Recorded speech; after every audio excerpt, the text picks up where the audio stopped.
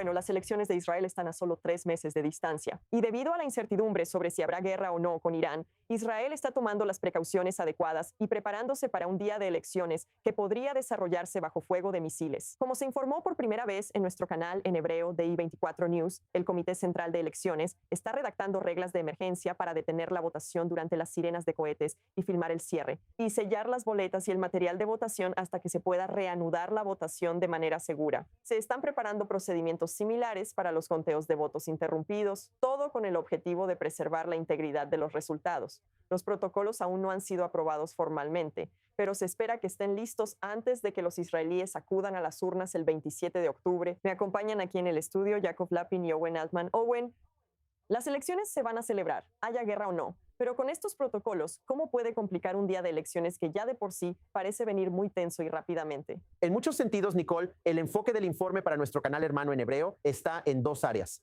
Primero, los soldados en las líneas del frente. ¿Cómo votan ellos? Y la idea es que usarán sus placas militares como identificación y esa sería la manera en que podrán votar. Y el segundo tema es sobre las sirenas de cohetes. ¿Cómo se podría manejar eso en un país? Y vamos a llegar a eso donde la única forma de votar es en persona en tu casilla local. Entonces, ¿cómo funcionaría eso si hay una sirena de cohetes y se están desarrollando protocolos? El enfoque, Nicole, es porque también, como están viendo en nuestras pantallas, las elecciones israelíes son muy poco tecnológicas. Se trata de poner un pedazo de papel en un sobre y un sobre en una caja, casi como esas elecciones del Consejo Estudiantil, si recuerdas de nuestra infancia. Y la gente ha tenido que vigilar los votos para que no puedan ser manipulados mientras todos corren a un refugio. El protocolo está en desarrollo. Por cierto, deberíamos decir, Nicole, por un lado no hemos tenido una elección de la Knesset desde el 7 de octubre, pero sí hemos tenido elecciones municipales aquí en los meses posteriores al 7 de octubre, así que hay algún precedente en cuanto a cómo manejar estas situaciones. Y es tan poco tecnológico. Mencionaste que todos tienen que estar aquí en persona. Como estadounidense, no poder votar estando en el extranjero, la gente está volando de regreso al país para estas elecciones y eso sin contar que hay fuego de misiles. El aeropuerto podría estar cerrado. ¿Por qué la gente tiene que votar en persona aquí en Israel? Bueno, los israelíes han estado viajando al extranjero, como dijiste, Nicole, desde hace décadas, pero ahora hay una motivación extra para que la gente regrese. La situación lo complica aún más, incluso algo tan mundano, pero tan relevante como el hecho de que los boletos ahora son mucho más caros y difíciles de conseguir. Y hay reportes en los medios israelíes sobre el aumento de los precios. Pero Nicole, tienes razón, con muy pocas excepciones. Diplomáticos, aquellos que están al servicio del país o de agencias afiliadas en el extranjero, como la agencia judía, si vives en una comunidad judía en el extranjero, esos emisarios pueden votar desde donde prestan servicio. Pero en general, los israelíes deben votar en persona en su casilla electoral el día de las elecciones. Y aquí, Israel está en la minoría. Un estudio del Pew Research Center en 2020, así que relativamente reciente, encontró que 151 países tenían algún tipo de sistema para votar en el extranjero y solo 56 no lo tenían o 55 no lo tenían. Así que el número de países que dicen que no hay votación desde el extranjero, Israel tal vez técnicamente no esté en ese grupo porque hay esas pocas excepciones, es la minoría. Y la tendencia en el mundo democrático es liberalizar. Canadá, Nueva Zelanda y más recientemente el Reino Unido han liberalizado sus reglas para quienes votan en el extranjero e incluso los países que tienen restricciones les permiten vivir fuera del país durante mucho tiempo, como en Alemania, 25 años viviendo fuera del país hasta que pierdes tu derecho a votar. En Francia y en Italia, Nicole, hay distritos reales dentro del Parlamento para quienes viven fuera del país. Y nuestro canal hermano francés, cada vez que hay una elección parlamentaria francesa, tiene un debate en el estudio entre los candidatos que compiten por el escaño que representa a los ciudadanos franceses que viven en Israel.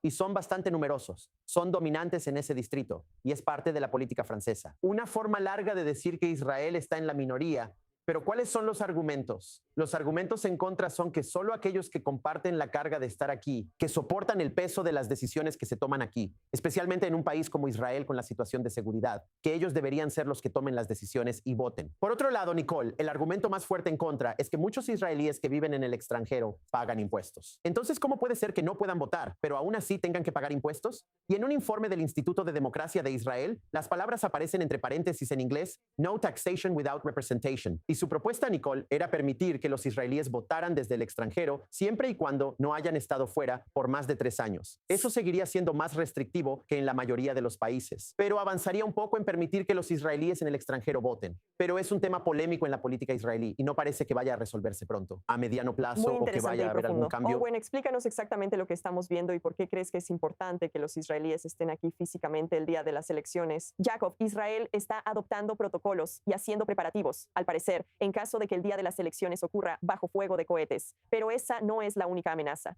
También hay funcionarios advirtiendo sobre la interferencia extranjera en el proceso electoral. ¿Cómo se está preparando Israel para eso? Bueno, eso requiere medidas de ciberseguridad. Requiere que un montón de organizaciones gubernamentales trabajen juntas, incluyendo, por cierto, al Shin Bet, que tiene responsabilidades cibernéticas. Y también hay una sede nacional de ciberseguridad. Y su objetivo es prevenir que potencias extranjeras hostiles interfieran, y ya sabes, ya ha habido advertencias sobre esto, de que entren e interfieran con los resultados de las elecciones. ¿Cómo pueden hacer eso? Bueno, no es manipulando las máquinas, porque como dijiste, estos son sistemas de votación de baja tecnología. De hecho, esa es su ventaja. Eso les da inmunidad frente a la votación basada en computadoras. Pero lo que sí pueden hacer, lo que tienen que vigilar, son los intentos de influir en la discusión nacional, noticias falsas, granjas de bots. Estas no son amenazas nuevas, simplemente se están volviendo cada vez más avanzadas. Y sabes, hay intentos constantes por parte de potencias extranjeras de envenenar el diálogo nacional aquí, aumentar la polarización, hacer que los israelíes pierdan la fe en sus instituciones democráticas. También lo están haciendo en Estados Unidos. No es solo aquí, pero aquí hay muchísimo en juego. Así que va a haber un esfuerzo deliberado para mantener esas fuerzas destructivas fuera. Creo que deberían ser identificadas, denunciadas y expuestas, porque no basta solo con prevenir. Estos países tienen que ser expuestos por sus viles esfuerzos.